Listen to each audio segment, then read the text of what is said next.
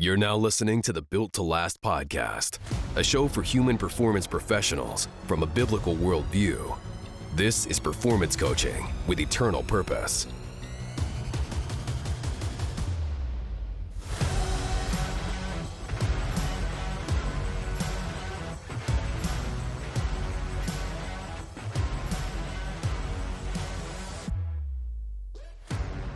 Welcome back to another episode of the Built to Last podcast. My name is Justin Bentavania. I'll be your host again today.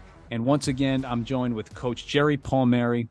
We are working through 10 lessons that Coach Palmieri has learned over the course of his career. And just a reminder, guys, we are going to pick up where we left off on our last episode.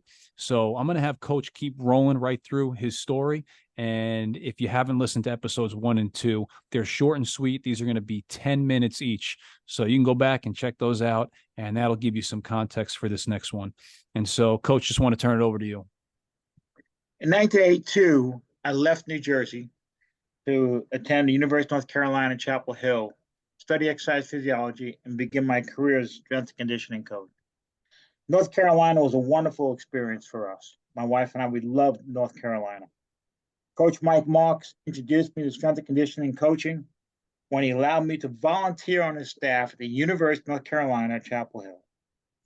I knew nothing about the profession, but he gave me an opportunity to learn from him, and I absorbed as much as I could. I also had the privilege to coach some outstanding athletes, one being Michael Jordan. Thank God it didn't hurt him. I finished my degree at UNC and was hired as an assistant strength and conditioning coach at Oklahoma State University, where I had the honor to work under my professional daddy, John Stuckey. John was not only a great strength coach, but he was also an outstanding man. He taught me not only to coach, but also to be a stronger Christian, a better husband and father, and ultimately be a finer man. John Stuckey significantly impacted me in every area of my life. One of the principles John taught me early in our relationship was, people do what you inspect, not what you expect. He would say, Jerry, make sure they are doing what you expect them to do. If you expect your players to be squatting 80% of their max for 5 reps, you better be there making sure that they're squatting 80% of their max for 5 reps. Everyone must be held accountable, from the least athletic individual on the roster to the star player. They have to know that you are watching them and that you will call them to task when they fail to live up to your expectations.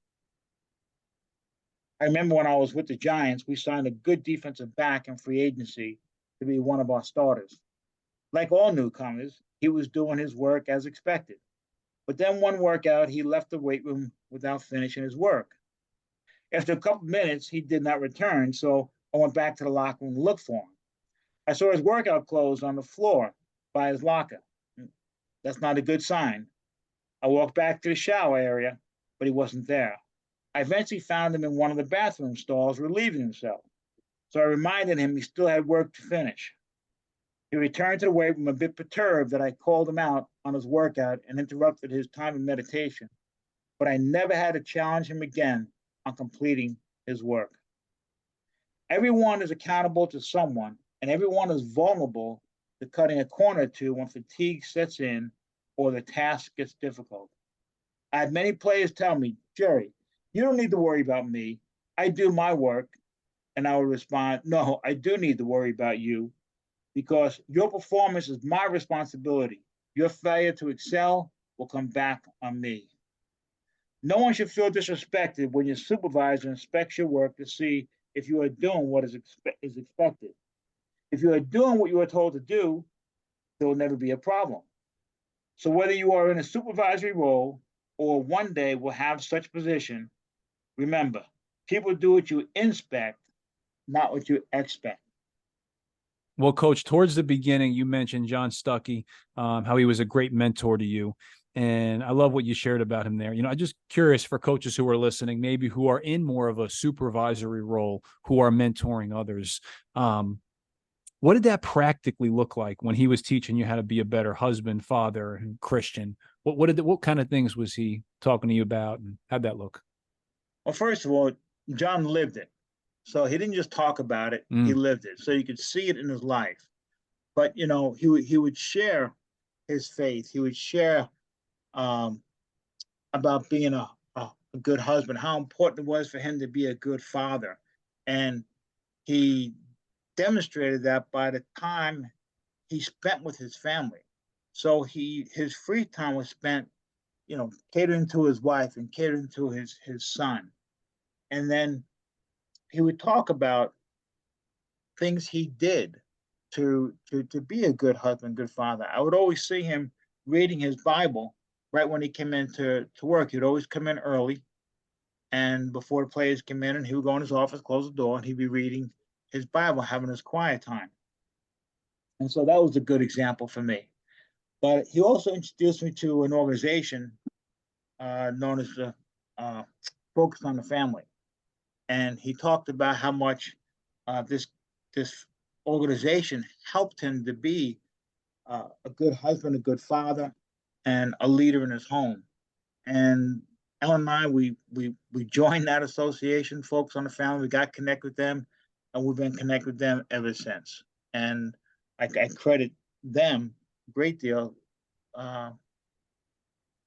toward the husband and father that I've become, and very grateful for them.